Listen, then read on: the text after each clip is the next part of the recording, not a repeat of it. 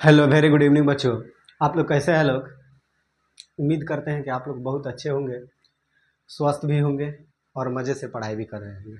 ठीक है, आज हम लोग देखने वाले हैं प्रश्नावली 3.5 का पहला नंबर क्वेश्चन, दूसरा, इसी तरह से करके बारी बारी करके एक एक क्वेश्चन हम लोग देखने वाले हैं। ठीक है, इससे पहले हम लोगों ने एक नंबर में ये नियम पढ़ा था दो चर वाले रैखिक समीकरण में। पहला तो ये पढ़ा था प्रतिस्थापन विधि से एक्स और वाई का मान निकालना। ठीक है, प्रतिस्थापन विधि से सीखा था लोग। ठीक है, दूसरा ये विधि हम लोग जाने थे लोग, विलोपन विधि, जो कि 3.4 में देखे थे लोग। ठीक है, अब तीसरा हम लोगों को देखना है वर्ज गुणन विधि।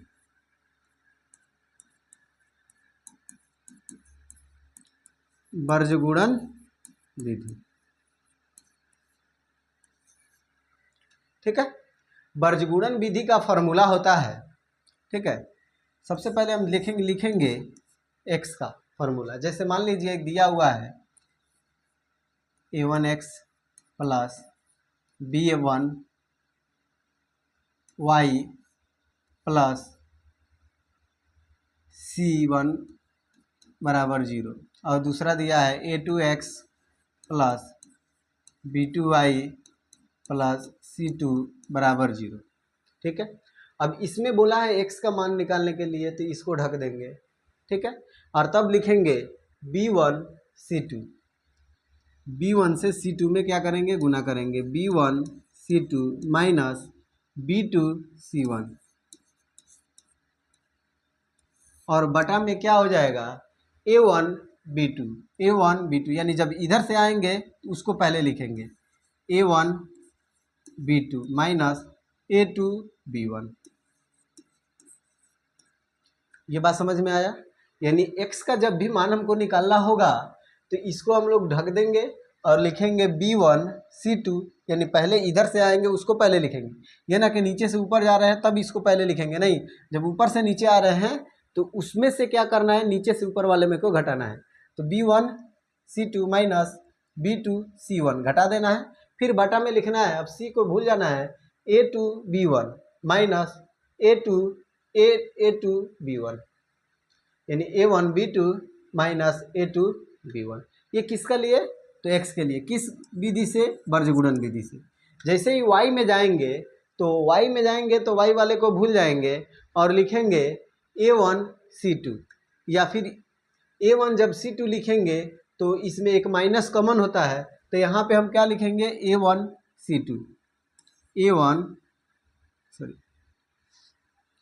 c1 a2, c1 a2 minus c2 a1,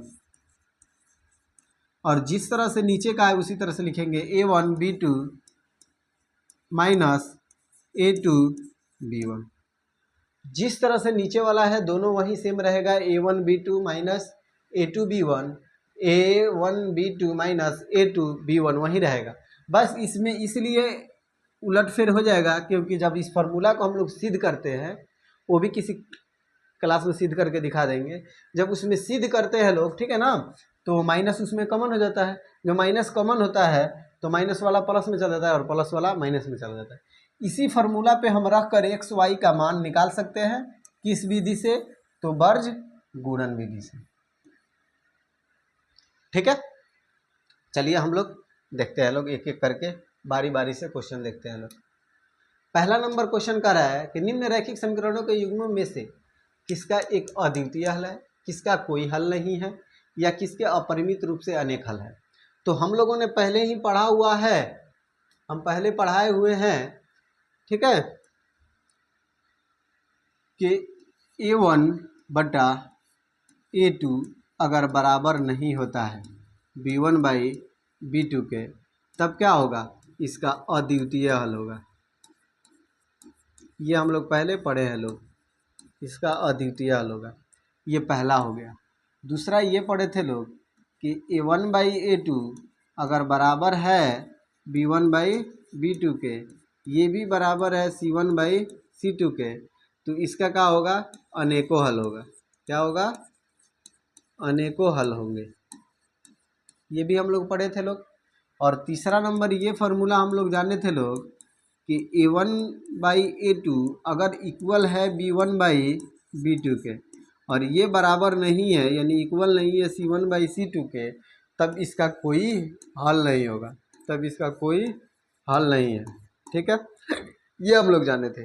अब हम लोग को ये देखना है इस क्वेश्चन में कि कह रहा है कि अद्वितीय हल है, किसका कोई हल नहीं है, या किसके अपरिमित रूप से अनेक, और अपरिमित रूप से अनेक हल होने के लिए यानी उसका अनेकों हल है। अगर जिसका अद्वितीय हल है उस स्थिति में इसे वर्ज गुणन विधि से बनाना है, और जिसका सिर्फ अद्वितीय हल है उसी को इस विधि से बनाना है। जिसका कोई हल नहीं है उसको छोड़ देना है, और जिसका अपरिमित रूप से अनेकों हल है उसको भी छोड़ देना है। ठीक है, तो यानी कि ये वाला फार्मूला जैसे ही लागू होता है, पहला नंबर A1/A2 बराबर नहीं है B1/B2 के, अद्वितीय हल हो गया। और जैसे ही अद्वितीय हल होगा इस फार्मूला पे रखेंगे XY का मान निकल जाएगा। ठीक है, तो चलिए हम लोग बारी बारी से करके क्वेश्चन को हल करते हैं। ठीक है ना, सबसे पहले हम लोग क्या करेंगे, इसको जांचेंगे उस फार्मूला पे रखकर। ठीक है, यानी A1 अगर हम लिखें तो A1 कितना है 1, x का गुणा कितना है 1, B1 कितना है तो -3 है, y के पहले क्या है 3, और C1 कितना है तो -3 है। ठीक है, फिर उसके बाद लिखेंगे A2 देखिए तो कितना है 3 है, B1 कितना है तो -9 है, और C2 कितना है तो देखिए -2 है। ठीक है ना, एक काम और करना, अच्छा चलिए जब वो आएगा तब उसको बताएंगे। ठीक है ना, अब हम लोग इसको क्या करेंगे, जांचेंगे। लिखेंगे A1/A2, A1 कितना है 1, और A2 कितना है तो 3, 1/3। फिर उसके बाद लिखेंगे B1/B2, B1 कितना है -3, और B2 कितना है -9। इसको काटेंगे, माइनस से माइनस कट जाएगा, 3 तिहाई 9, कितना आया 1/3। ठीक है, फिर लिखेंगे C1/C2, C1 कितना है -3, और C2 कितना है -2, कट जाएगा, कितना आएगा 3/2। तब हम लिखेंगे A1/A2 बराबर है B1/B2 के, लेकिन ये बराबर नहीं है C1/C2 के। तब लिखेंगे, तब इस कंडीशन में क्या होता है, तो देखिए यहाँ पे बताया है जब A1/A2 बराबर हो जाता है B1/B2 के, अगर ये बराबर नहीं होता है C1/C2 के तो कोई हल नहीं होता है इसका। तब हम लोग लिखेंगे कि इसका कोई हल नहीं है। लिखेंगे अतः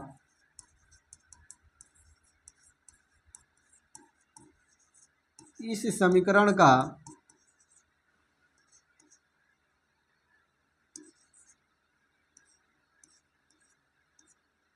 कोई हल नहीं।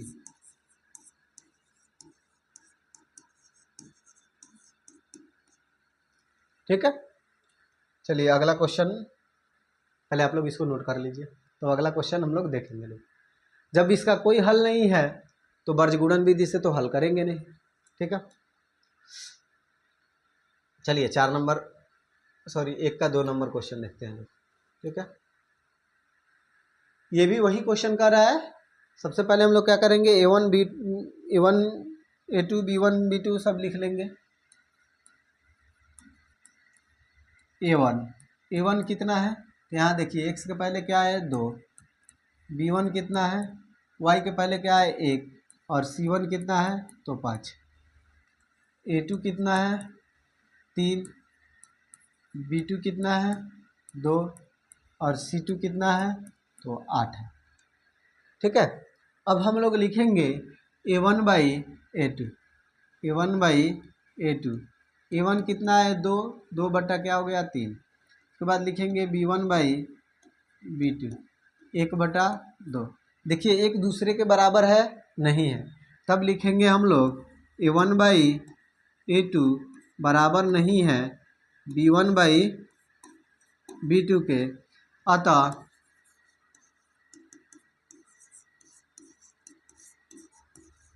इस समीकरण का अद्वितीय हल है। जब अद्वितीय हल आ गया, देखिए ना, A1/A2 बराबर नहीं है B1/B2 के, तो इसका अद्वितीय हल है। और बोला है कि जब अद्वितीय हल रहेगा, जब अद्वितीय हल है उस स्थिति में इसे वर्गगुणन विधि से हल करना है। तो वर्गगुणन विधि का फॉर्मूला रखेंगे तो x बराबर क्या होता है, तो हम पहले ही बताए थे। इसको इस तरह से पहले इसको हम लोग चेंज कर लेंगे, ठीक है ना। C1 को इधर प्लस में है, इधर भेजेंगे तो क्या हो जाएगा, माइनस हो जाएगा। यही बात हम बोले थे 1 नंबर क्वेश्चन में कि जब आएगा तब बताएंगे। तो इस इक्वेशन को हम लोग को क्या करना है, हर हाल में जैसे दिया है 2x + y, इधर बराबर 5 दिया है तो बराबर 5 नहीं छोड़ना है, इसको उधर भेज देना है, -5 हो जाएगा। यानी कि C1 कितना हो जाएगा, -5, और C2 कितना हो जाएगा, -8। क्यों -8 हो जाएगा, क्योंकि इधर इसको उधर भेजेंगे। ये हो गया इक्वेशन 1। और दूसरा इक्वेशन हो जाएगा 3x + 2y - 8 = 0। ये हो जाएगा समीकरण 2। अब हम लोग बनाएंगे तो आसानी से इसका आंसर आएगा। तब x बराबर क्या होगा, तो हम बोले थे इस तरह से गुना करने के लिए, यानी b1 c2 - c2 b1, इस तरह से b1 c2 - c2 b2 c1। अरे यार कैसे लिख दिए हम, b1 c2 - b2, ये हो जाएगा c1 बटा क्या लिखे थे इस तरह से a1 b2 - a2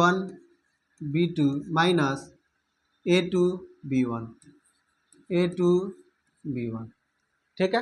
देखिए यहाँ पे लिखे हुए हैं पहले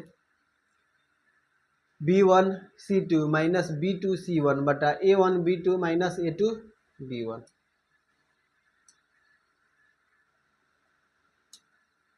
ठीक है, b1 c2 - b2 c1 बटा a1 b2 - a2 b1। ठीक है,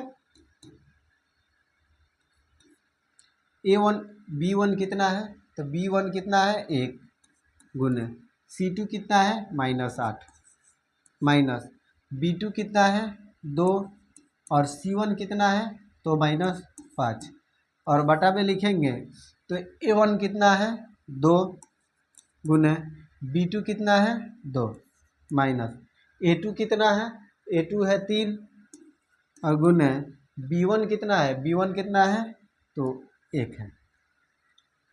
ठीक है, इसको हल करेंगे तो माइनस और प्लस क्या हो जाएगा, -8 से 1 में गुना करेंगे तो क्या हो जाएगा 8 माइनस माइनस प्लस 4 दूना क्या हो जाएगा 5 दूना क्या हो जाएगा 10, ये हो जाएगा 2 दूना 4 प्लस माइनस माइनस 2 एकम 2, इसको घटाएंगे 10 में से 8 गया तो क्या होगा 2, 4 में से 2 गया 2, ये क्या हो जाएगा 1 बटा, इसको काट देंगे तो क्या आएगा 1 बटा 1 यानी कि 1। x का मान कितना आया 1। ठीक है, अब y का फॉर्मूला रखेंगे तो y बराबर हम बोले थे क्या होता है, इसका उल्टा होता है c1 a2 c1 a2 minus c2 a1 और बटा में क्या होगा जो यहाँ पे है वही होगा a1 b2 minus a2 b1। ठीक है, देखिए c1 a2 minus a2 c1 और जो नीचे वाला है वहीं का वहीं इसमें भी हो जाएगा। ठीक है, c1 कितना है देखिए c1 -8, a2 कितना है a2 देखिए तो इसमें 3 है माइनस c2 कितना है, अरे यार c1 कितना है c1 -8, c1 कितना है -8 -5 गुने a2 कितना है यही ना है 3 माइनस a2 c2 कितना है तो -8 है, 1 मिनट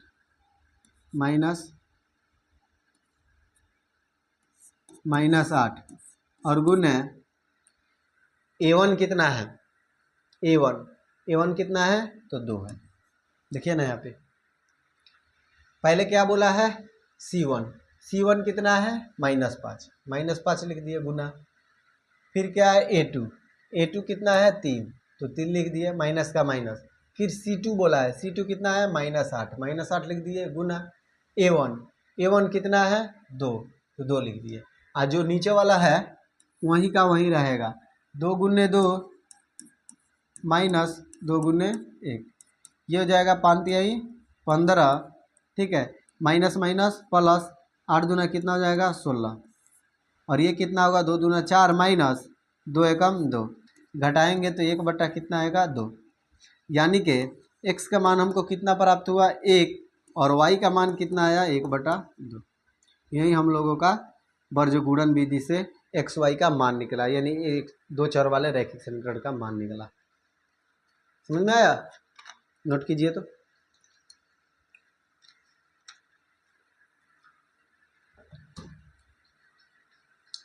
नोट कर लिए? चलिए आगे बढ़ते हैं लोग।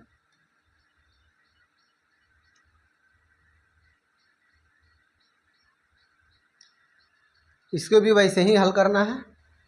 क्या लिखेंगे? हल सॉल्यूशन लिखेंगे और उसके बाद पहले 1-2 इक्वेशन बना लेंगे। क्या दिया हुआ है 3x माइनस 5y, ये प्लस में 40 है, इधर 20 है, इधर भेजेंगे तो माइनस में 20 हो जाएगा, बराबर क्या आ जाएगा 0। ये क्या हो गया समीकरण मेरा पहला हो गया। दूसरा समीकरण बनाएंगे तो क्या होगा 6x माइनस 10y, और प्लस में उधर 40 इधर आएगा तो -40, बराबर क्या आ जाएगा 0। ये इक्वेशन मेरा सेकंड हो गया, ठीक है। अब हम लोग क्या करेंगे, A1 A2 B1 B2 C1 C2 का वैल्यू को रख देंगे पहले। A1 कितना है, x का गुणांक 3, B1 कितना है -5, और C1 कितना है तो -20 है, ठीक है। दूसरा A2 कितना है 6, B2 कितना है -10, सॉरी यहाँ पे माइनस है सब में ना, नहीं है नहीं है नहीं प्लस में है और C2 कितना है -40, ठीक है। अब हम लोग क्या करेंगे, इसको लिखेंगे A1/A2, A1/A2। A1 कितना है 3, A2 कितना है 6, 3 दूना 6, कितना आया 1/2, ठीक है। दूसरा B1/B2, B1 कितना है -5, B2 कितना है -10, माइनस से माइनस कट जाएगा, 5 दूना 10, कितना आया 1/2, और उसके बाद है C1/C2, C1 कितना है -20 और C2 कितना है -40, माइनस से माइनस कट जाएगा, 20 दूना 40, कितना आया 1/2। देखिए पूरा का पूरा बराबर आ गया। जैसे ही पूरा का पूरा बराबर आएगा हम लिखेंगे A1/A2 बराबर है B1/B2 के, और ये भी बराबर है C1/C2 के, और ये दोनों किसके बराबर है तो 1/2 के हैं। तब लिखेंगे अतः इस समीकरण का अपरिमित रूप से अनेक हल है।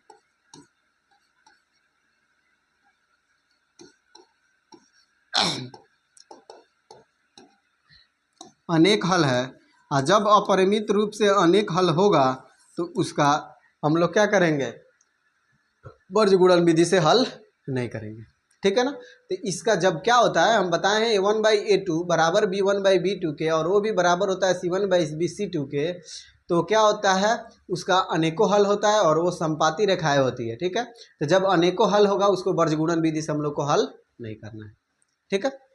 तो आप लोग इस क्वेश्चन को नोट कीजिए। अगला क्वेश्चन देखते हैं लोग।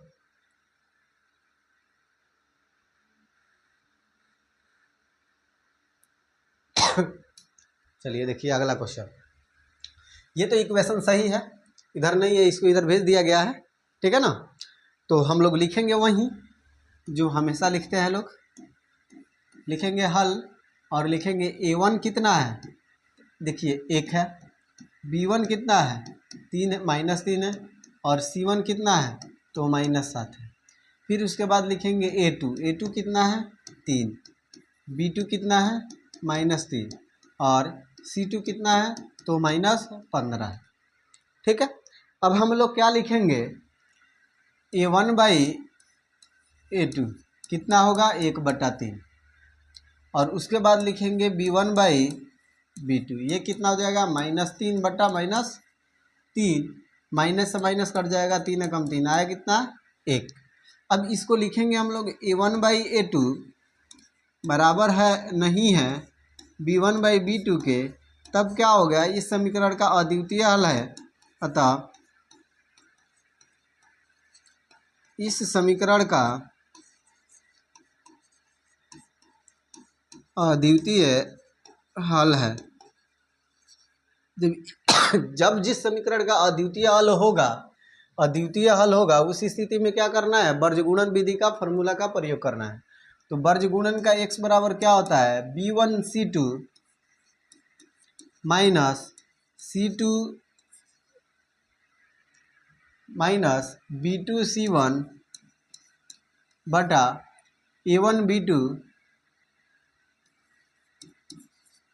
और माइनस A2B1।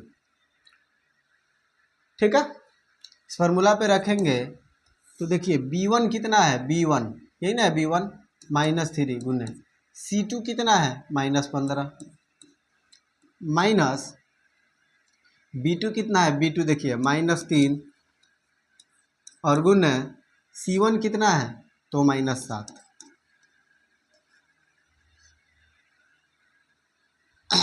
बटा A1 कितना है, A1 तो 1 है और B2 कितना है, B2 ये है -3 माइनस का माइनस। ठीक है, A2 कितना है तो 3 गुने B1 कितना है, B1 -3 तो लिखेंगे माइनस माइनस प्लस 15 यहाँ 45, ये हो जाएगा minus minus plus plus minus minus 7 तिरका 21 और बटा क्या हो जाएगा 3 एकम 3 -3 और माइनस माइनस प्लस 9। इसको घटाएंगे तो कितना हो जाएगा 24 और ये कितना हो जाएगा मतलब कि 45 में से 21 गया तो क्या हो गया 24 हो गया और 9 में से 3 गया तो 6 हो गया, 6 चौका 24 यानी x का मान कितना आ गया 4।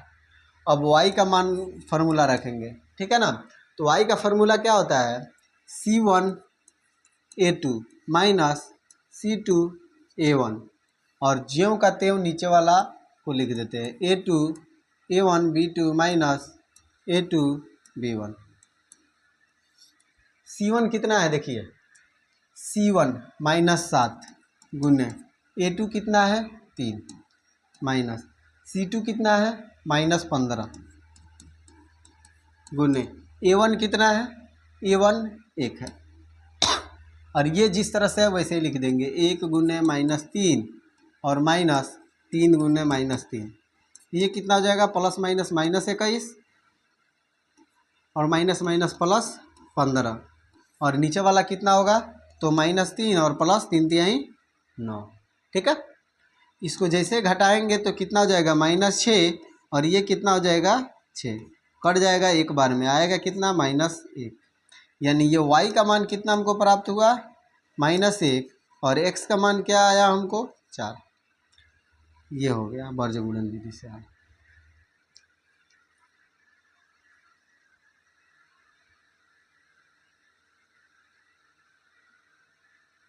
ठीक है, कोई दिक्कत नोट कर लीजिए इसका। अगला क्वेश्चन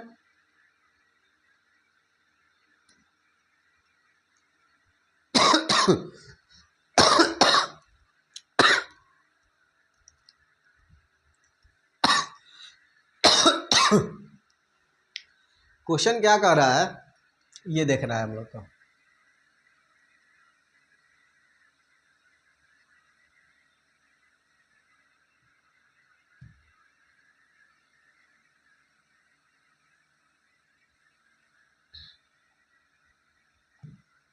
देखिए कह रहा है ए और बी के किन मानों के लिए निम्न रैखिक समीकरणों के युग्म के अपरिमित रूप से अनेक हल होंगे।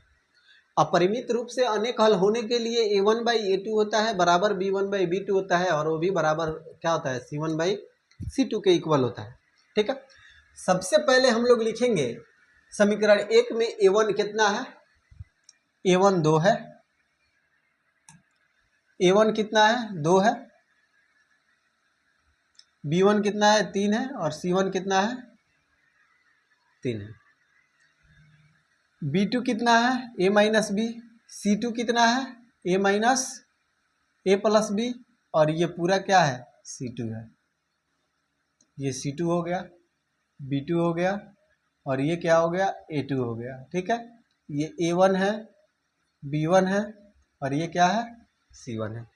ठीक है, क्योंकि बच्चे यहीं पे गलती करते हैं, तो हम लोग को उससे हमको लोग ध्यान नहीं दे, हम लोग को ये चीज़ से हम लोग को पहचानना है कि कौन A1 है, B1 है। जो x के पहले जितना भी मान रहेगा वो सब A1 हो जाएगा और A2 हो जाएगा। y के पहले जितना भी उसका गुणांक होगा वो सब B2 हो जाएगा, और उसके अलावा जितना है सब क्या है, C2 है और C1 है। तो हम लोग लिखेंगे वहीं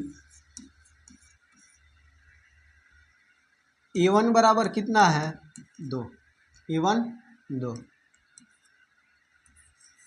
B1 कितना है, तो 3,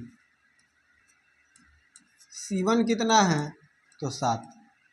फिर उसके बाद लिखेंगे A2 कितना है, A माइनस B, और उसके बाद B2 कितना है, तो A प्लस B, और C2 कितना है, तो 3A प्लस B और माइनस 2, यही है। ठीक है, क्वेश्चन बोला है कि अपरिमित रूप से अनेक हल होंगे, तो हम लिखेंगे यहाँ पर अपरिमित रूप से अनेक हल होने के लिए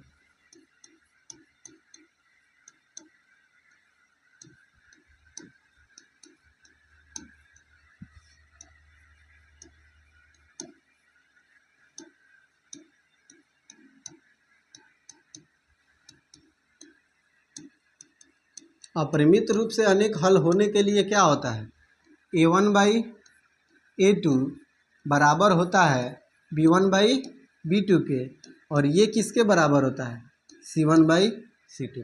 ठीक है, अब हम लोग 2 गो इक्वेशन बना सकते हैं, 3 गो बना सकते हैं। कैसे, पहले A1 और A2, A1/A2 को बराबर कर ले B1/B2 के, एक इक्वेशन उससे बन जाएगा। दूसरा B1/B2 बराबर कर ले C1/C2 के, तो उससे भी एक इक्वेशन बन जाएगा। और तीसरा A1/A2 बराबर कर ले C1/C2 के, तो उससे भी एक इक्वेशन क्या होगा, बन जाएगा। ठीक है, तो सबसे पहले हम लोग लिखेंगे A1/A2 बराबर B1/B2, जिससे मन करे उसको हम लिख सकते हैं। A1 कितना है, 2, A2 कितना है, A माइनस B, B1 कितना है, 3, और B2 कितना है, A प्लस B। क्या करेंगे, इसको क्रॉस गुना करेंगे। जैसे ही इसको क्रॉस गुना करेंगे तो क्या होगा, 3 से A में गुना करेंगे 3A, माइनस 3 से B में गुना करेंगे तो हो जाएगा 3B। इसको गुना करेंगे तो 2A प्लस 2B, ये हो जाएगा 3A माइनस 3B, ये प्लस में उधर भेजेंगे तो माइनस में हो जाएगा, -2A माइनस 2B बराबर 0। 3A में से 2A घटाएंगे तो क्या हो जाएगा 1A होगा, और फिर -3 में -2 जोड़ेंगे तो -5B होगा, बराबर क्या हो जाएगा 0। ये हमको क्या मिला, समीकरण फर्स्ट मिल गया। ठीक है, दूसरा चलेंगे तो दूसरा भी मिलेगा हम लोग को कैसे, ये हो गया। अब हम लोग क्या करें, इसको बराबर कर ले, या फिर इसको जिसको मन करे उसको बराबर कर ले। चलिए हम लोग बराबर कर ले B1/B2 बराबर C1/C2 के। B1 कितना है ये देखना है, B1 हम लोग को कितना है 3, और B2 कितना है A प्लस B, C1 कितना है 7, और C2 कितना है 3A प्लस B और -2। इसको क्या करेंगे, क्रॉस गुना कर लेंगे। जैसे क्रॉस गुना करेंगे तो 7 से A में गुना करेंगे तो क्या हो जाएगा 7A, और 7 से B में गुना करेंगे तो क्या हो जाएगा 7B। 3 से 3 में गुना करेंगे तो 3 तिहाई 9A हो जाएगा, प्लस 3 से B में गुना करेंगे तो 3B हो जाएगा, -3 दूना कितना हो जाएगा 6। ठीक है, सभी को उठा के उधर पटक दें। जैसे ही इसको उठा के उधर पटकेंगे तो क्या हो जाएगा 7A प्लस 7B, ये प्लस में उधर भेजेंगे तो -B होगा, ये प्लस में उधर भेजेंगे तो माइनस होगा, और -6 को इधर आने दीजिए। ठीक है ना, क्या करेंगे 9A में से 7A घटाएंगे तो क्या होगा -2A होगा, और 4 में से 3 घटाएंगे, 7 में से 3 घटाएंगे तो 4B हो जाएगा, बराबर क्या हो जाएगा -6। इसमें से -2 अगर हम कॉमन कर लें तो क्या हो जाएगा A माइनस 2B बराबर -6।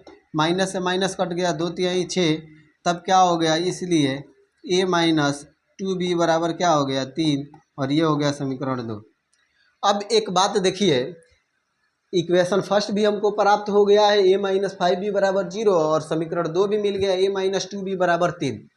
तो हम इसमें ये नहीं बोला है कि वर्गगुणन विधि से ही हल करने के लिए, ये नहीं बोला है कि प्रतिस्थापन विधि से हल कीजिए, या फिर ये भी नहीं बोला है कि विलोपन विधि से हल कीजिए।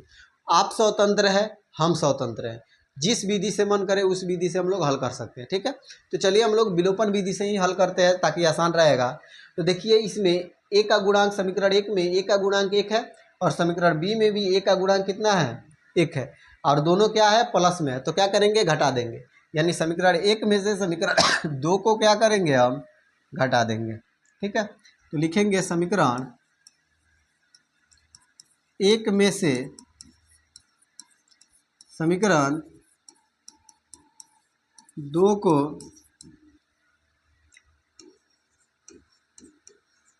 घटाने पर, जब समान चिन्ह रहता है तो क्या करते हैं घटाते हैं।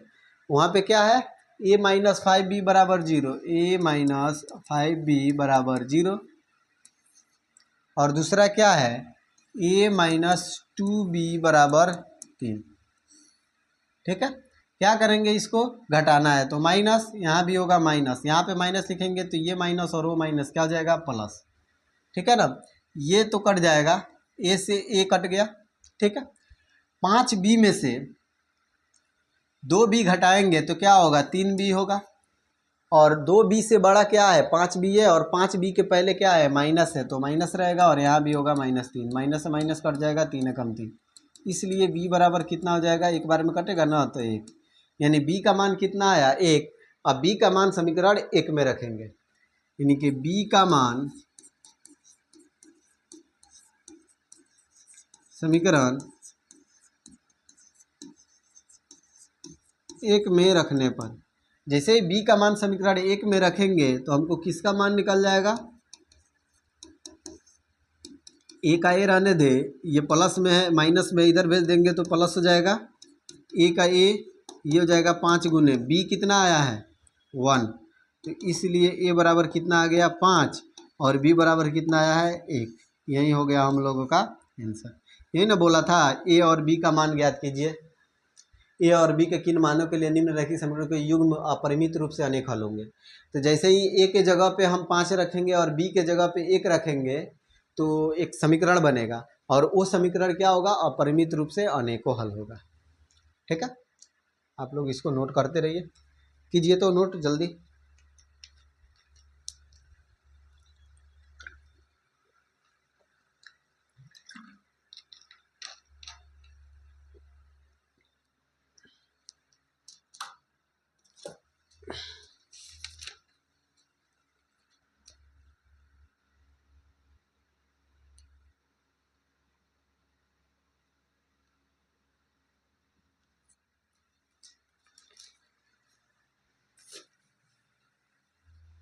चलिए अगला क्वेश्चन देखते हैं हम लोग। क्या कह रहा है कि के किन मानों के लिए के किन मानों के लिए निम्नलिखित समीकरण का युग्म का कोई हल नहीं है।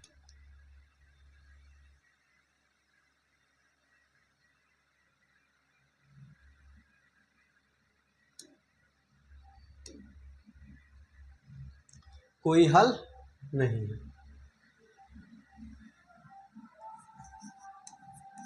ठीक है, तो जब कोई हल नहीं होता है तो उसके लिए क्या शर्त होता है, 1/a2 बराबर है b1/b2 के, लेकिन वो बराबर नहीं है c1/c2 के।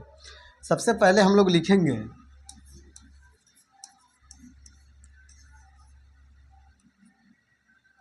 a1 बराबर कितना है 3, b1 कितना है 1, और c1 कितना है 1, a2 कितना है 2k-1, b2 कितना है k-1, और c2 कितना है 2k+1। ठीक है, अब हम लोग जानते हैं कि दिया है कि कोई हल नहीं है, तो कोई हल नहीं होने के लिए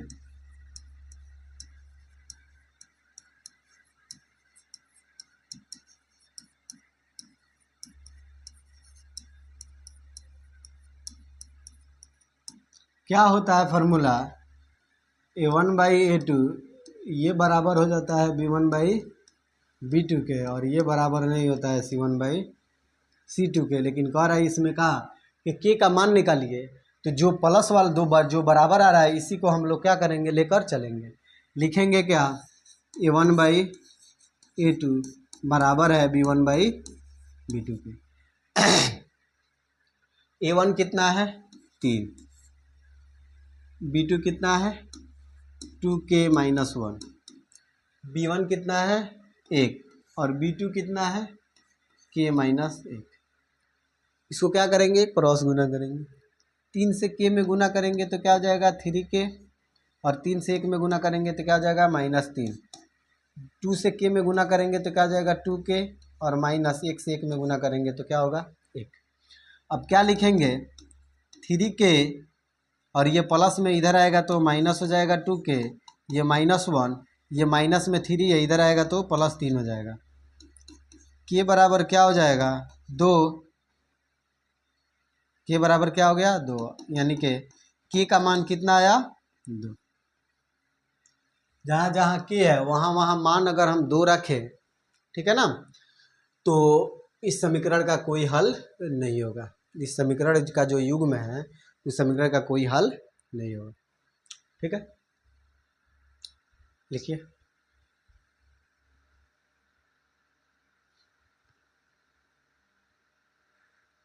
लिख लिए लोग, अगला क्वेश्चन देखें। 3 नंबर क्वेश्चन कह रहा है का कि निम्न रैखिक समीकरणों के युग्म को प्रतिस्थापन एवं वर्ग गुणन विधियों से हल कीजिए। किस विधि को आप अधिक उपयुक्त मान दें। अरे भाई ये कोई बात थोड़े हुआ, हमको जिस मर्जी से उस मर्जी से हम बना सकते हैं। हम लोग वर्गगुणन विधि से ही बनाएंगे, क्योंकि वही वाला चैप्टर हम लोग पढ़ रहे हैं लोग, वर्गगुणन विधि वाला ही। तो वर्गगुणन विधि से बनाइए या प्रतिस्थापन विधि से बनाइए। हम पहले ही बोले हुए थे, कौन चैप्टर पढ़ रहे थे 3.4। जब एक्सरसाइज 3.4 पढ़ रहे थे तो उसमें दिया हुआ था प्रतिस्थापन विधि और विलोपन विधि से हल करें, और बताया कि कौन सा विधि आपको अधिक उपयुक्त लगा है। ठीक है, तो देखिए कितने भी बच्चे होते हैं जिस जो हार्ड तरीका होता है वो बताइएगा ना कठिन, उसको वो समझ में आ जाता है, आसान वाला नहीं आता है। ठीक है ना, तो आप लोग को जिस विधि से मन करे उस विधि से सिर्फ हल कीजिए। ये नहीं बताना है कि ये अच्छा लगा वो अच्छा लगा, आप अपने मन की बात है। क्वेश्चन एग्जाम में इस तरह से नहीं पूछता है कि प्रतिस्थापन या विलोपन विधि दोनों विधि से हल करें, कौन विधि आपको अधिक उपयुक्त लगा है, इस तरह से एग्जाम में नहीं पूछता है। सिर्फ यही पूछेगा, इक्वेशन दे देगा, बोलेगा प्रतिस्थापन विधि से हल करें, वर्गगुणन विधि से हल करें, विलोपन विधि से हल करें। अगर ये तीनों विधि में कोई विधि नहीं दे रहा है, सिर्फ कह रहा है इसको हल करें, तो आप स्वतंत्र है, जिस विधि से मन करे उस विधि से आप क्या कर सकते हैं, उसको हल कर सकते हैं। क्यों ना प्रतिस्थापन विधि से हल करें, विलोपन विधि से हल करें या वर्गगुणन विधि से हल करें। ठीक है, हम अभी वर्गगुणन विधि से हल करेंगे, ठीक है ना। चलिए,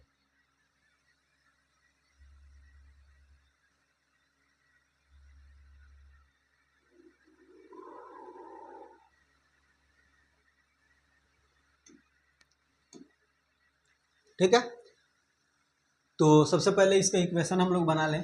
क्या इक्वेशन कैसे बनाएंगे, तो लिखेंगे 8x प्लस 5y, और उधर प्लस में 9 है तो इधर भेजेंगे तो -9 हो जाएगा, बराबर क्या आ जाएगा 0। दूसरा 3x प्लस 2y -4 बराबर 0। ये हो गया समीकरण 1 और ये हो गया समीकरण 2। ठीक है ना, हम लोग लिखेंगे A1 बराबर कितना है 8, B1 कितना है 5 और C1 कितना है -9, A2 कितना है 3, B2 कितना है -4। ठीक है, सॉरी B2 कितना है +2 और C2 कितना है -4। ठीक है, अब हम लोग क्या करेंगे, वर्गगुणन विधि से चलेंगे तो x का मान लिखेंगे। x बराबर फॉर्मूला क्या होता है, B1 C2 minus B2 C1, और क्या होता है A1 B2 minus A2 B1। ठीक है, लिखेंगे B1 कितना है देखिए तो 5, C2 कितना है -4, B2 कितना है 2, C1 कितना है -9 बटा A1 कितना है 8, B2 कितना है 2 माइनस A2 कितना है 3, B1 कितना है 5। ये 5 चौका 20 -20 हो गया, माइनस माइनस प्लस, ठीक है। 9 से 2 में गुना करेंगे तो क्या हो जाएगा 18, ये हो जाएगा 8 दूना 16 और ये हो जाएगा 5 तिहाई 15। 20 में से 18 घटाएंगे तो क्या होगा -2 हो जाएगा। 20 में से 18 घटाएंगे तो -2, और 16 में से 15 घटाएंगे तो 1, कितना हो जाएगा -2, ठीक है ना। ये x का मान निकल गया। y का मान निकालेंगे तो क्या होगा C1A2 माइनस अब हो जाएगा C2A1, वहीं को अदला बदली कर देंगे, बस हो गया। अब जो नीचे वाला है वहीं लिखेंगे A1B2 माइनस A2B1। C1 देखिए कितना है C1 -9 गुने A2 कितना है 3 माइनस C2 कितना है -4 और A1 कितना है तो 8 है, और बटा A1 कितना है A1 8, इसी में से देख के लिख लीजिए ना 2 -3 गुने, ये हो जाएगा 9 तिरका 27, माइनस कितना हो जाएगा 27, माइनस माइनस प्लस 8 चौका 32, ये कितना होगा 16 माइनस 15, घटाएंगे तो कितना आएगा 5/1 यानी कि 5, यानी कि y बराबर कितना आया 5, तो x बराबर आपको कितना प्राप्त हुआ है -2, यही हो गया। ठीक है, नोट कीजिए आप लोग इसको।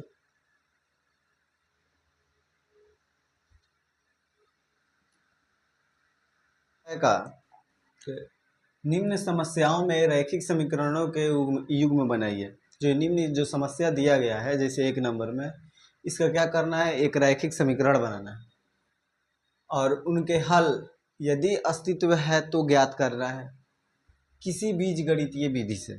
अब देखिए बीजगणितीय विधि हम लोगों ने 3 पढ़ा है।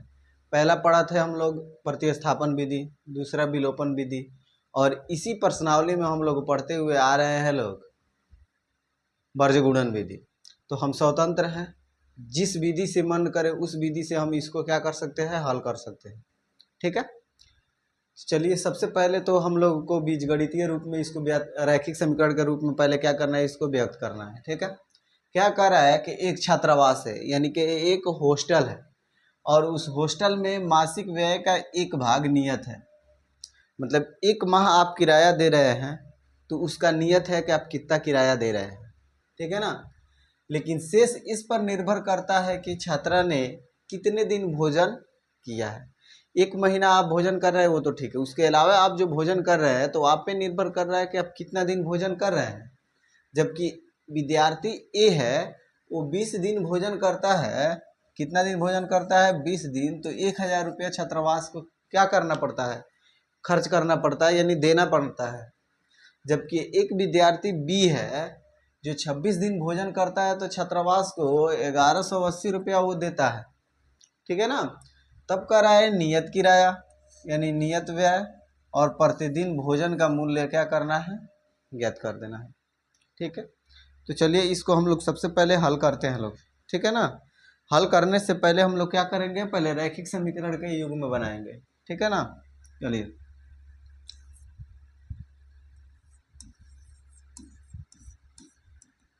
ठीक है, लिखेंगे माना कि नियत व्यय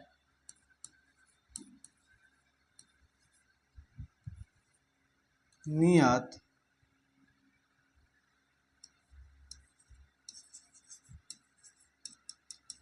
x रुपया तथा नियत व्यय मान लिए प्रतिदिन के भोजन का मूल्य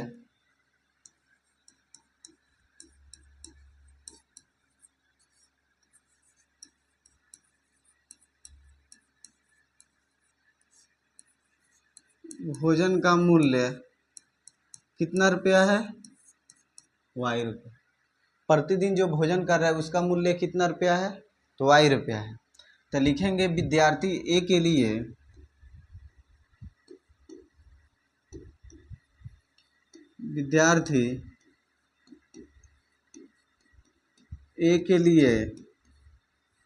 जो विद्यार्थी ए है उसके लिए क्या होगा, तो जो नियत किराया है, नियत व्यय है, वो तो है ही है।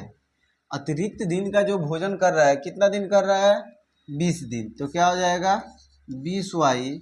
और कितना रुपया ये अदा कर रहा है, तो देखिए यहाँ पे 1000 रुपया क्या कर रहा है, अदा कर रहा है। तो कितना हो गया, 1000 रुपया। ये क्या हो गया, समीकरण 1 हो गया। ठीक है। फिर लिखेंगे विद्यार्थी बी के लिए, विद्यार्थी बी के लिए, जो विद्यार्थी बी के लिए है, तो जो नियत किराया है वो तो है ये है, लेकिन ये कितना दिन का भोजन दे रहा है, 26 दिन का भोजन कर रहा है।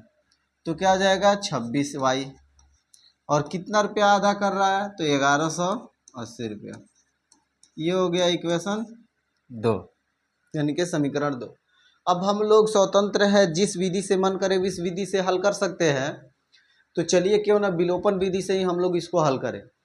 विलोपन विधि से हल करेंगे तो सबसे पहले देखेंगे कि जो इसके पद में समीकरण 1 ही है या 2 है, पहला पद हो या दूसरा पद हो, उसमें x और y बराबर है कि नहीं।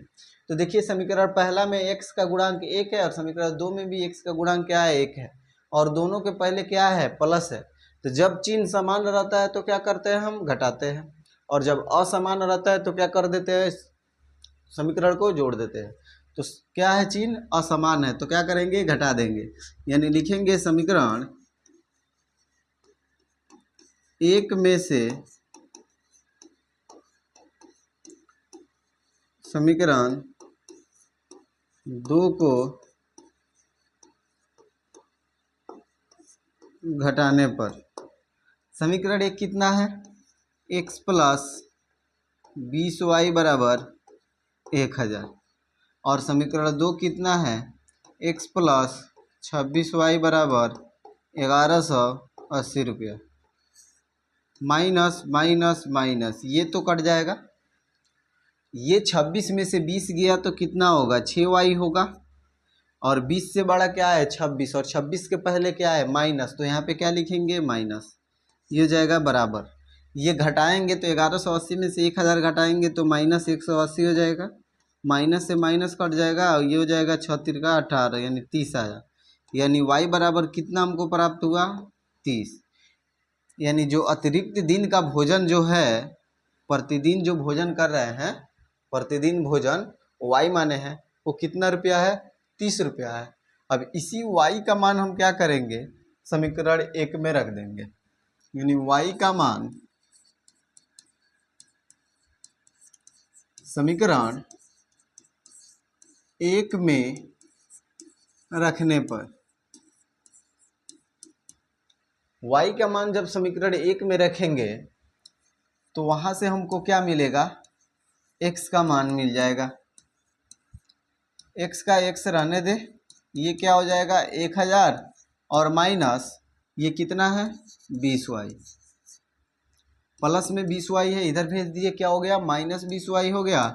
ये 1000 का 1000 रहने देंगे, माइनस 20 गुने y का मान कितना आया है, देखिए तो 30 आया, तो 30 लिख देंगे। x बराबर कितना हो जाएगा 1000 और माइनस 3 दूना 600, तो इसलिए x बराबर कितना हो जाएगा 400 रुपया। ठीक है। तब लिखेंगे अतः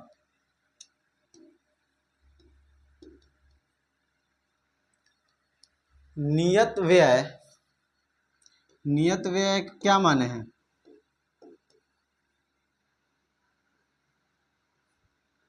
नियत व्यय कितना माने हैं x, तो x बराबर कितना हो गया 400 रुपया। और फिर क्या है, प्रतिदिन के भोजन, प्रतिदिन के भोजन का मूल्य,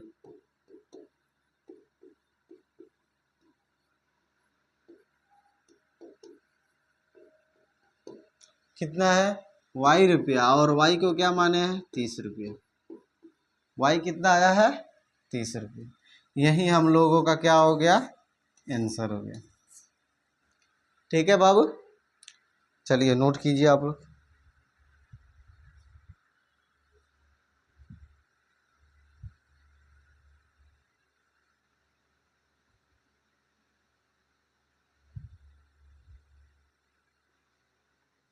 नोट कर लिए, अगला क्वेश्चन देखे लो।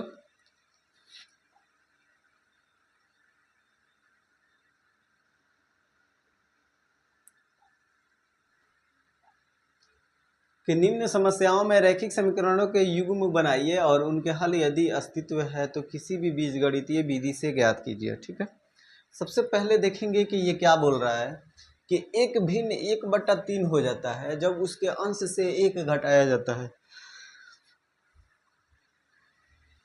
तो सबसे पहले भिन्न बनाने के लिए उसमें क्या क्या चीज़ की आवश्यकता होती है बाबू, तो अंश और हर की आवश्यकता होती है।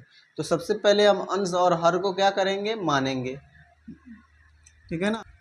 ठीक है, माना कि अंश बराबर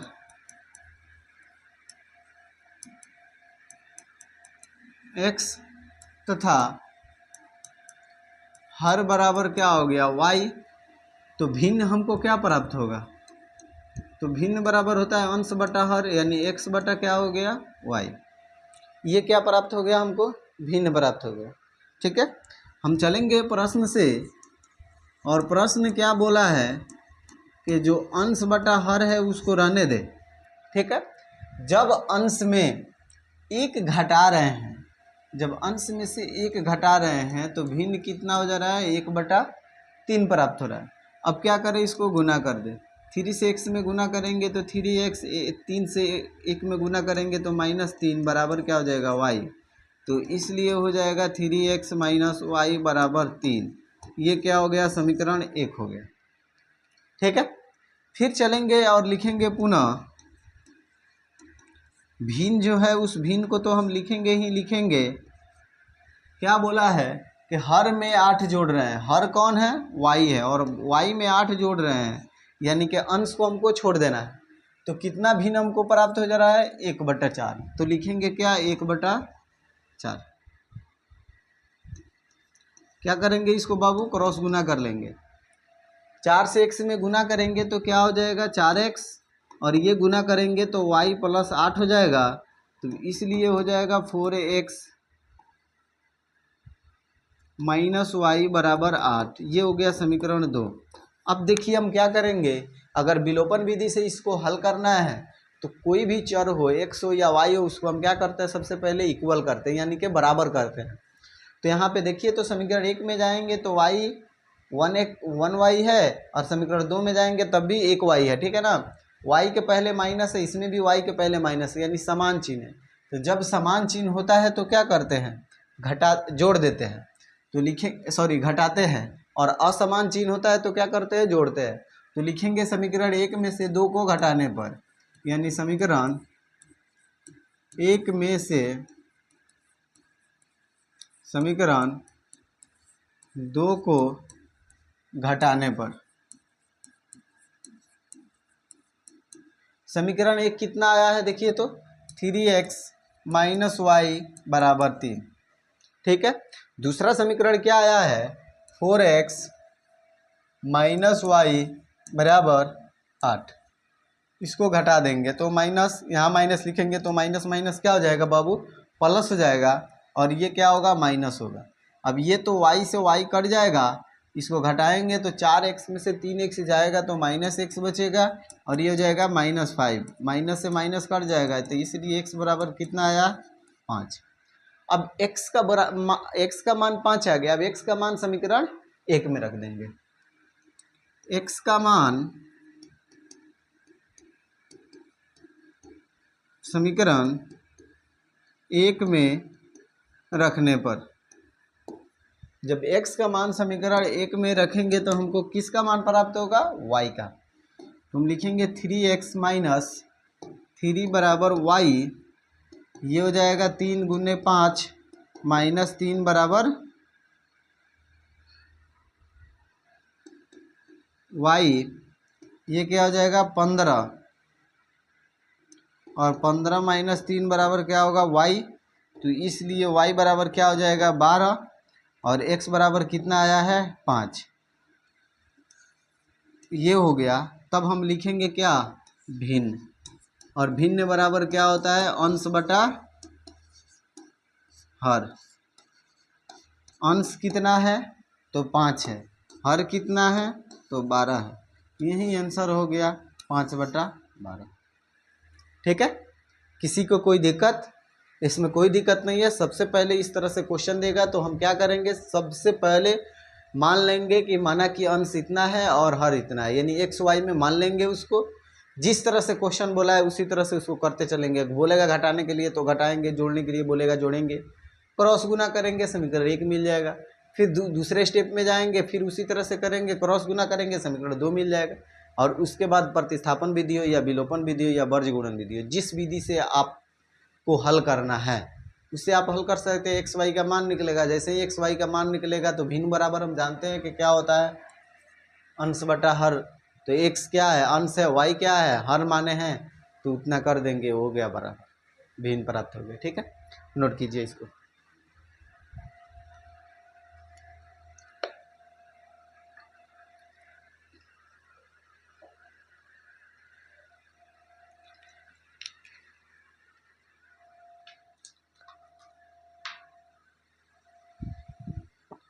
चलिए अगला क्वेश्चन देखते हैं लोग, लिख लिए लोग ना। चलिए अगला क्वेश्चन देखते हैं लोग।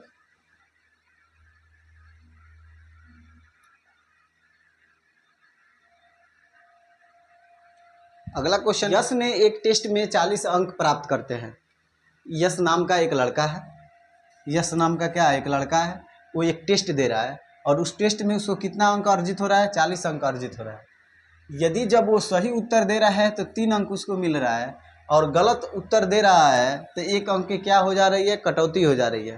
ठीक है, तब उसको कितना अंक मिल रहा है 40 अंक।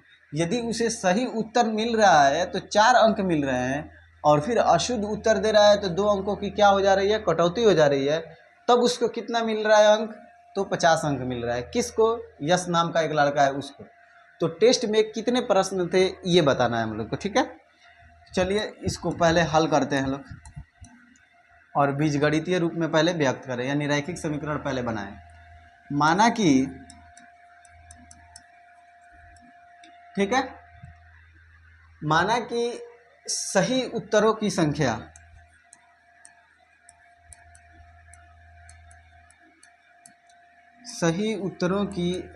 बराबर x तथा अशुद्ध उत्तरों की संख्या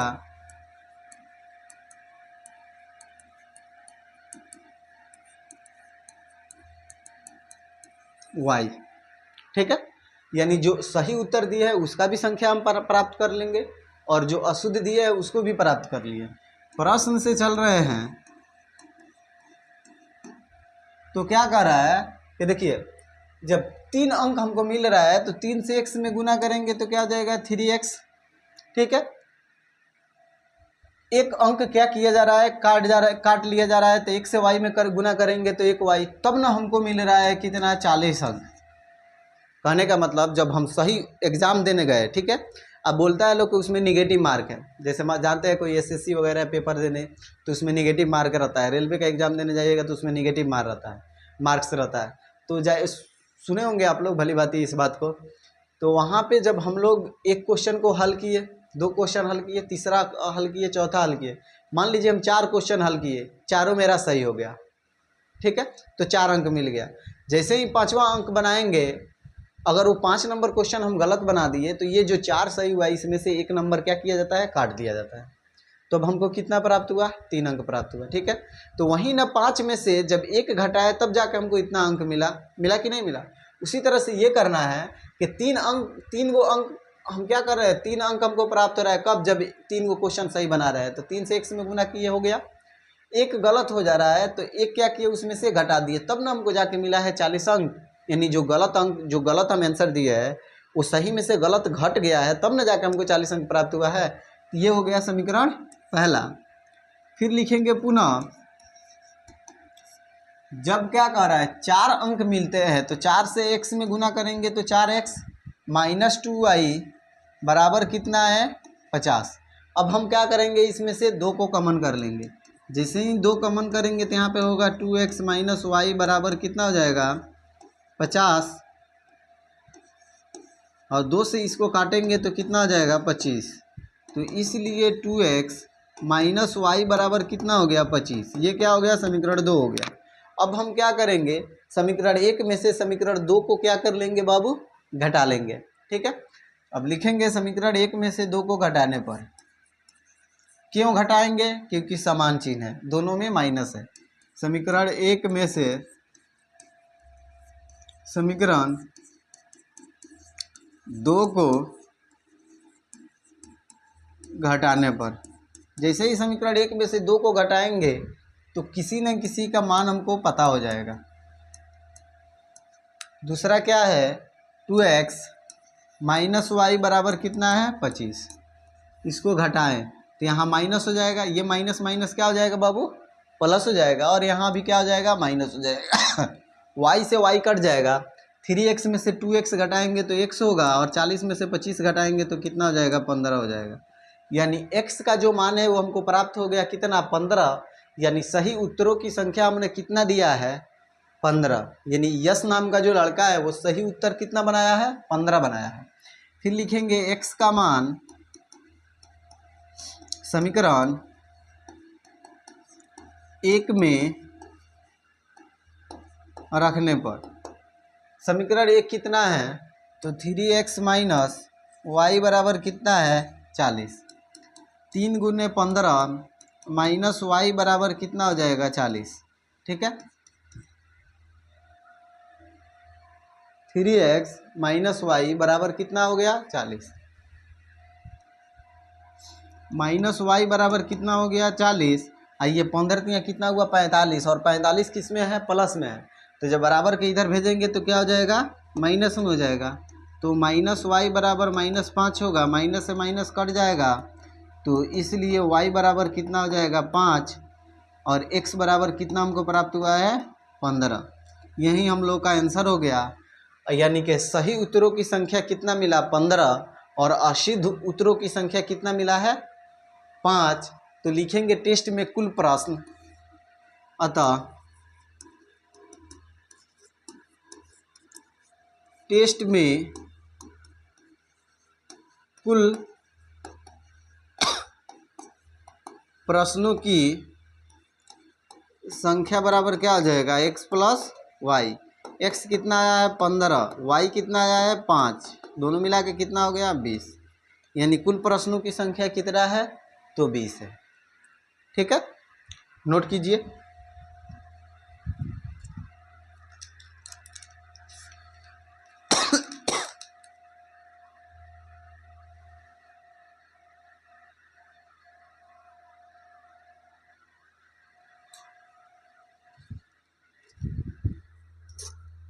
नोट कर लिए, चलिए अगला क्वेश्चन देखते हैं हम लोग। ठीक है ना, अगला क्वेश्चन क्या कह रहा है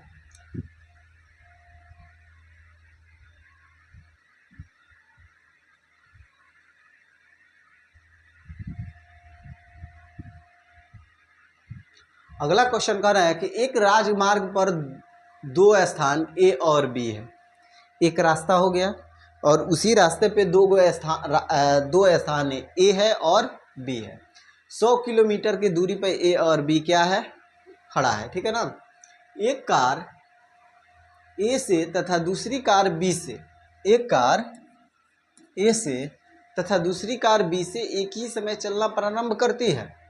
यदि ये कारें भिन्न भिन्न चालों से एक ही दिशा में चलती है तो वे 5 घंटे पश्चात मिलती है। मैंने एक ही कार एक ही जगह से भिन्न भिन्न चालों से, यानी कोई स्पीड से चला, कोई स्लो चला, ठीक है ना, मैंने कुछ तेज चला, कोई तीव्र गति से चला और कोई मध्य गति से चला, तो 5 घंटे के पश्चात दोनों मिल जा रहे हैं। यदि ये वे विपरीत दिशा में चलते हैं तो 1 घंटे के पश्चात मिलते हैं। दोनों कारों की चाल क्या है। ठीक है, चलिए सबसे पहले इसको रैखिक समीकरण में हम लोग बदलें। माना कि कार ए की चाल बराबर x किलोमीटर प्रति घंटा तथा कार बी की चाल बराबर y किलोमीटर प्रति घंटा। दोनों कार के चाल पूछ रहा है, ये हो गया। 5 घंटा के बाद मिल रहा है तो लिखेंगे क्या, प्रश्न से चलेंगे तो प्रश्न से चलेंगे तो हम सबसे पहले लिखेंगे 5x माइनस 5y बराबर कितना 100। क्यों लिखेंगे 5x माइनस 5y, क्योंकि a और b दोनों चल रहा है कितना किलोमीटर, 100 किलोमीटर चल रहा है और 5 घंटा पश्चात मिल रहा है तो विपरीत दिशा में जा रहा है तो अब घटाएंगे। अगर विपरीत दिशा में नहीं जाता, उसके अनुकूल दिशा में जाता, तब क्या करते हम, जोड़ते। तो दोनों 5 घंटा न चल रहा है तो 5x इसमें गुना कर दिया, विपरीत दिशा में मिल रहा है तो 100 किलोमीटर चल रहा है तो घटा देंगे। 5 इसमें से कॉमन करेंगे तो क्या हो जाएगा, x माइनस वाई बराबर कितना हो जाएगा 100। 5 से इसको काट देंगे, कितना आएगा 20, यानी कि x माइनस वाई बराबर कितना हमको प्राप्त हो गया 20। ये हो गया समीकरण 1। ठीक है, फिर पुनः चलेंगे तो क्या कह रहा है कि दोनों कारों के बीच की दूरी कितना है, दोनों कारों के 100 है तो लिखेंगे x प्लस वाई बराबर कितना हो गया 100। ये हो गया समीकरण 2। ठीक है, यानी यहाँ पे बोला है ना कि एक राजमार्ग पर दो स्थान A और B 100 किलोमीटर की दूरी पे है, यानी A ये हो गया और B ये हो गया और ये इसकी दोनों के बीच की दूरी जो है कितना है 100 किलोमीटर है। तो A को x माने हैं, B को y माने हैं, तब दोनों को जोड़ेंगे तो 100 किलोमीटर होगा कि नहीं होगा, ये हो गया। ठीक है, अब हम क्या करें, समीकरण 1 में से समीकरण 2 को क्या कर ले, घटा दें। घटाएंगे नहीं, जोड़ेंगे, क्योंकि एक प्लस है एक माइनस है। समीकरण 1 और 2 को जोड़ने पर ठीक है, समीकरण 1 कितना है, x माइनस वाई बराबर 20 और दूसरा है x प्लस वाई बराबर 100। इसको क्या कर रहे हैं, हम जोड़ रहे हैं। जोड़ेंगे तो y से y कट जाएगा, x को जोड़ेंगे तो क्या हो जाएगा 2x हो जाएगा और 100 और 20 को जोड़ेंगे तो क्या हो जाएगा 120 हो जाएगा। 2 से इसको काटेंगे कितना आएगा 60, यानी कि x बराबर कितना हमको मिल गया 60 किलोमीटर। ठीक है, अब x का मान समीकरण 1 में रख दे, यानी x का मान समीकरण 1 में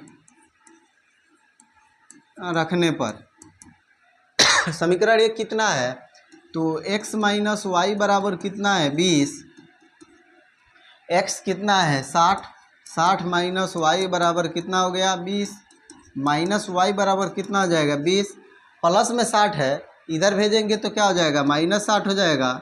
जैसे ही इसको हम लोग घटाएंगे तो कितना हो जाएगा -40, माइनस से माइनस कट जाएगा, y बराबर कितना प्राप्त हुआ हमको 40। ठीक है, तब हम लिखेंगे अतः एक ही चाल, अतः कार एक की चाल बराबर क्या माने हैं x, और x बराबर कितना आ गया 60 किलोमीटर प्रति घंटा तथा कार b की चाल को हम क्या माने हैं y, और y बराबर कितना आया है 40 किलोमीटर प्रति घंटा। और देखिए 40 और 100 को जोड़ेंगे, 40 और 60 को जोड़ेंगे तो 100 किलोमीटर हमको प्राप्त हो जाएगा। ठीक है, किसी को कोई दिक्कत, कोई दिक्कत नहीं, चलिए इसको नोट कर लीजिए, नोट कीजिए तो जल्दी।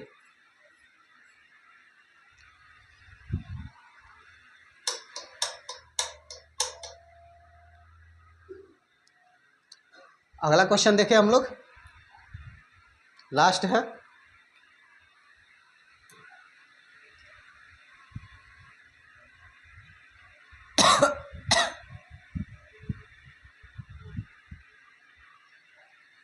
कह रहा है कि एक आयत का क्षेत्रफल 9 वर्ग इकाई कम हो जाता है। एक आयत का क्षेत्रफल 9 वर्ग इकाई कम हो जाता है यदि उसकी लंबाई में 5 इकाई कम कर दी जाए और चौड़ाई में 3 इकाई क्या की जाए, बढ़ा दी जाए। तब ये हो रहा है, यदि हम लंबाई को 3 इकाई और चौड़ाई को 2 इकाई बढ़ा दें तो क्षेत्रफल 67 वर्ग इकाई क्या होता है, बढ़ जाता है। तो आयत की विमाएँ ज्ञात करें। तो सबसे पहले हम लोग क्या करेंगे, आयत के विमाएँ को मान लेंगे, यानी मानेंगे कि आयत की चौड़ाई x तो लंबाई क्या हो जाएगा y। ठीक है, चलिए इसको हल करते हैं। माना कि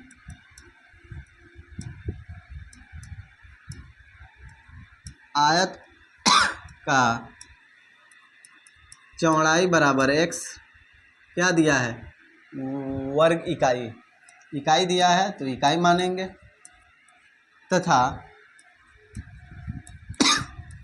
लंबाई बराबर मान लेंगे y इकाई।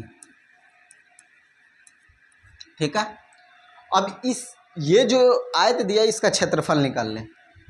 आयत का क्षेत्रफल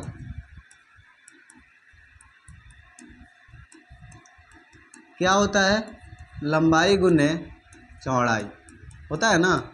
लंबाई कितना माने हैं y और चौड़ाई कितना माने हैं x, तो ये क्या हो जाएगा xy वर्ग इकाई। ये क्या हो गया, क्षेत्रफल निकल गया। ठीक है, अब हम चलेंगे क्या चीज़ से, प्रश्न से। ठीक है, प्रश्न से चलेंगे तो प्रश्न क्या कर रहा है कि एक आयत का क्षेत्रफल 9 वर्ग इकाई कम हो जाता है यदि उसकी लंबाई में, यानी कि मान लीजिए ये जो लंबाई माने हैं x और चौड़ाई माने हैं y। ठीक है ना, अगर इसके लंबाई में 5 इकाई कम कर दे, ये जो लंबाई है इसमें 5 लंबाई बोला है ना, लंबाई में 5 इकाई कम कर दें, यानी 5 घटा दिए, और चौड़ाई में 3 इकाई बढ़ा दें। ये चौड़ाई है, इसमें 3 इकाई हम क्या किए, बढ़ा दिए, तो ये लंबाई गुने चौड़ाई यानी कि क्षेत्रफल हो गया, आयत का क्षेत्रफल। तो कितना हो जा रहा है, आयत का क्षेत्रफल 9 वर्ग इकाई कम हो जाता है। तो पहले क्षेत्रफल कितना इसका निकाले हैं xy, अब उसमें से 9 क्या हो जा रहा है, कम हो जा रहा है। ये बात समझ में आया। देखिए आयत का क्षेत्रफल क्या होता है, लंबाई गुने चौड़ाई, तो लंबाई गुने चौड़ाई हमने लिख दिया।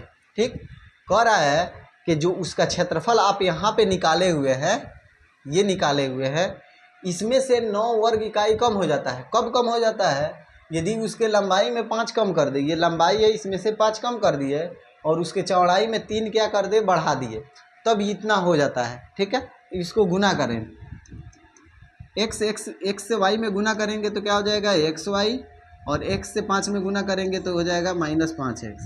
ये हो जाएगा प्लस 3y -15 बराबर क्या हो जाएगा xy -9। ये xy से xy क्या हो जाएगा, कट जाएगा, कट जाएगा ना। ये क्या हो जाएगा -5x प्लस 3y बराबर -9, ये प्लस में इधर आएगा, माइनस में इधर आएगा तो प्लस हो जाएगा। ठीक है, तो ये हो जाएगा -5x प्लस 3y बराबर कितना हो जाएगा 6, माइनस इसमें से कॉमन कर ले तो क्या हो जाएगा 5x माइनस 3y बराबर -6। ये हो गया हम लोग का क्या समीकरण फर्स्ट हो गया। ठीक है, फिर कह रहा है इसी क्वेश्चन में, यदि हम लंबाई को 3 इकाई और चौड़ाई को 2 इकाई बढ़ा दे तो क्षेत्रफल 67 वर्ग इकाई क्या होता है, बढ़ जाता है। तो फिर लिखेंगे पुनः। ठीक है, ये हो गया चौड़ाई, ये हो गया लंबाई। ठीक है, अगर हम लंबाई में 3 इकाई और चौड़ाई में 2 इकाई बढ़ा दे तो ये कितने के बराबर हो जा रहा है, तो 67 वर्ग इकाई बढ़ जा रहा है। यानी पहले कितना है xy, अब उसमें क्या करेंगे 67 जोड़ देंगे, बढ़ गया। अब इसी को क्या करेंगे, गुना करेंगे, x से y में गुना करेंगे तो xy plus 3x plus 2y plus 6 बराबर क्या आ जाएगा xy प्लस 67। xy से xy क्या होगा, कटेगा, क्या होगा अब 3x प्लस 2y बराबर कितना हो जाएगा 67। आइए प्लस में 6 है, इधर भेजेंगे तो -6 हो जाएगा, तो क्या हो जाएगा 3x प्लस 2y बराबर 61। समीकरण क्या हो गया, ये समीकरण 2 हो गया। ठीक है ना। अब हम लोग क्या करेंगे, इसको बराबर करेंगे, तभी तो विलोपन विधि से हल कर पाएंगे। तो यहाँ पे देखिए -3y है, ठीक है ना। तो -3 से क्या कर ले, समीकरण 2 में गुना कर ले, और 2 से क्या कर ले, समीकरण 1 में गुना कर ले। तो जैसे गुना करेंगे 2 से, तो 2 पाँचे कितना हो जाएगा, 10x माइनस 2 तिहाई 6y बराबर 2 छके 12, यानी -12 हो गया। ये हो गया समीकरण 3। 3 से गुना करेंगे तो 3 तिहाई 9x प्लस 3 दूना 6y बराबर 3 एकम 3 और 3 छके 3 एकम 3 और 3 छके क्या हो जाएगा 18, यानी 183। ये हो जाएगा समीकरण 4 हो जाएगा। अब हम क्या करेंगे, समीकरण 3 और 4 को क्या करेंगे, जोड़ देंगे, क्योंकि चिन्ह जो है वो असमान है। यानी समीकरण 3 और समीकरण 4 को जोड़ने पर समीकरण 3 कितना है, तो 10x माइनस 6y बराबर है -12।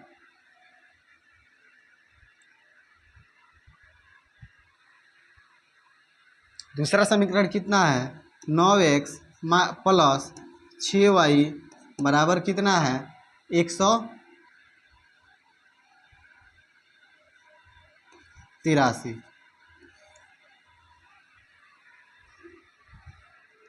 जैसे इसको जोड़ेंगे तो ये कट जाएगा, 10 9 कितना हो जाएगा 19x, और इसको घटाएंगे तो कितना आएगा 171। देखिए ना, 3 में से ये गया, ये 19 9 171, यानी कि x बराबर कितना हमको प्राप्त हो गया 9। x का मान कितना आया बाबू 9। अब इसी x का मान समीकरण 1 में रखेंगे तो y का मान हमको निकल जाएगा, यानी कि x का मान समीकरण 1 में रखने पर समीकरण 1 कितना है, तो 5x माइनस 3y बराबर कितना है -6। 5 गुने 9 माइनस 3y बराबर -6, -3y बराबर कितना हो जाएगा -6। आई 9 पचे 45, प्लस में 45 है, इधर भेजेंगे तो -45 हो जाएगा। -3y बराबर कितना हो जाएगा -51, माइनस से माइनस कट जाएगा, 17 तिया 51, यानी y बराबर कितना आ गया 17। तब लिखेंगे अतः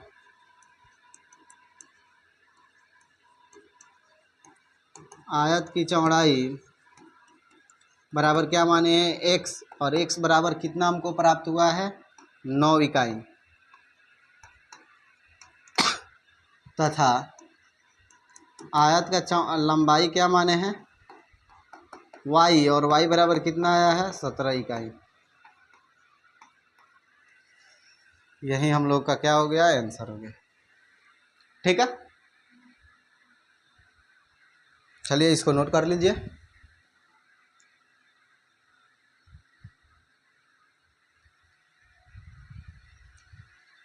चैप्टर खत्म हो गया। अभी इसके बाद हम लोग मिलेंगे अगले क्लास में 3.6 में, ठीक है। तब तक के लिए जय हिंद।